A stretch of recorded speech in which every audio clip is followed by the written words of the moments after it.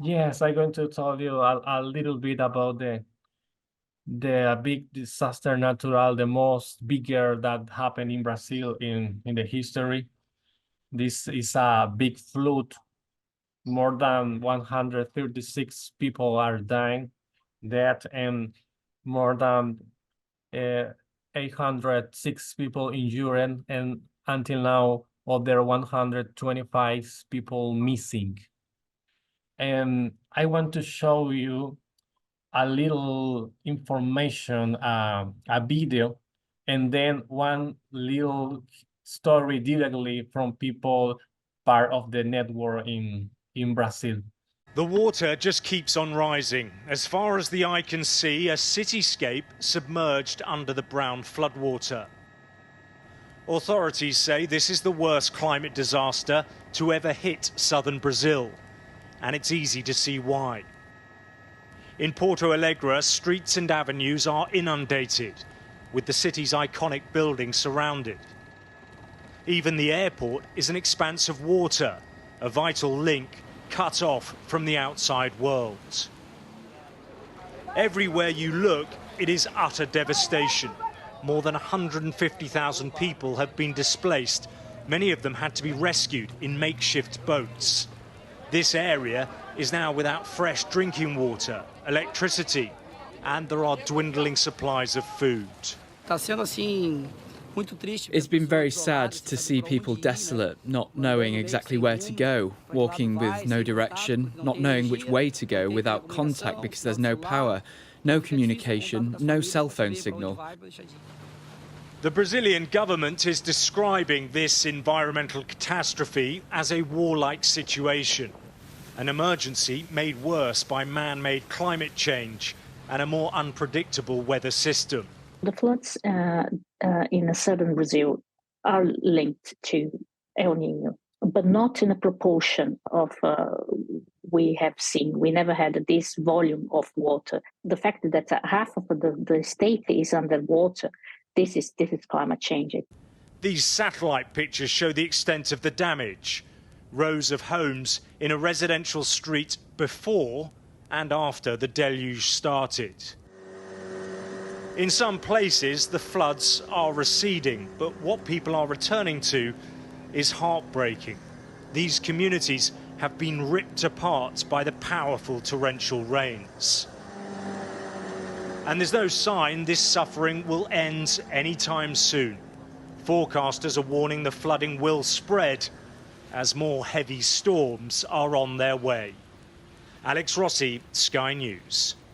And now I'm going to show you a little part of testimony of the Brazil network.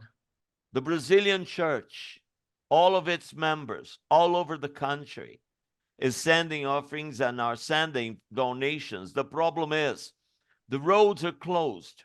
There's no way to reach us. There's no way these donations come here easily, except by air, exceto por ar, certo? Por avião.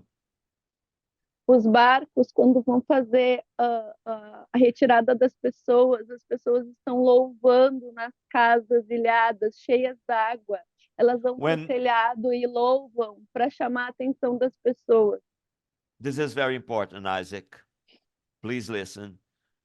Whenever the boats approach the rooftops, people on top of their rooftops, they gather together, entire families, neighbors on top of their roofs, and they start worship and singing, worshiping God.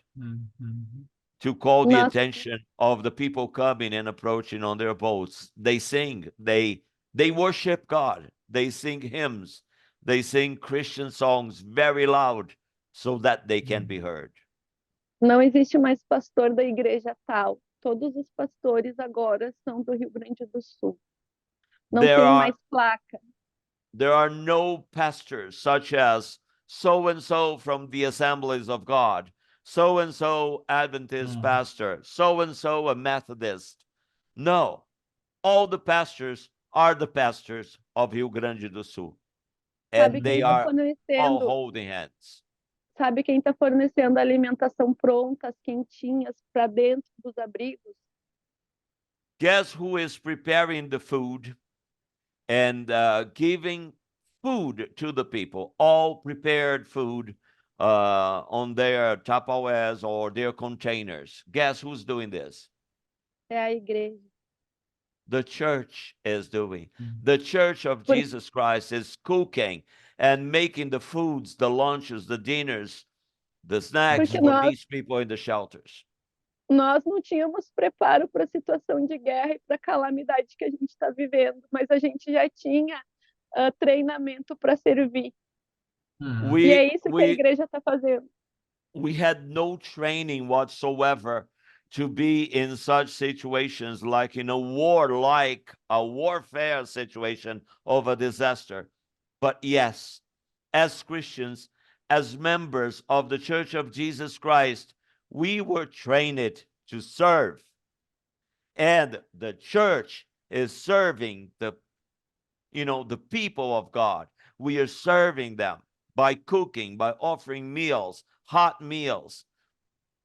A gente só não tem recurso financeiro, mas as mãos de todos estão trabalhando. Não existe igreja e não existe membro de igreja que não está atuando na linha de frente, resgatando, servindo, acolhendo.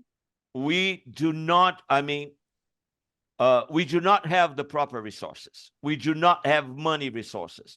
But as Christians, as members of all the churches, we're working together to serve, to clean, to cook, to foster, to assist, to embrace, to hug, to give protection, to collect people, to save them.